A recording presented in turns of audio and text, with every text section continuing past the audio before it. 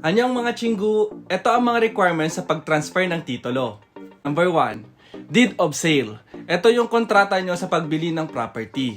Kailangan po notarize po ito ng isang attorney at during the notarization, kailangan nyo po mag-provide ng ID ng buyer at seller. At kailangan din po na may sign ang dalawang witnesses. Number 2, Transfer Certificate of Title. Ito na po yung titulo ng property. Kailangan nyo po ng original at certified true copy ng titulo.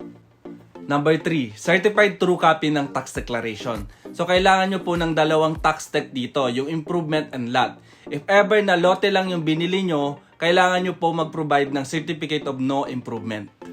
Number 4, certificate of non-delinquency. Ito po yung nagpapatunay na walang utang yung property or walang unpaid real property tax. At updated po ito.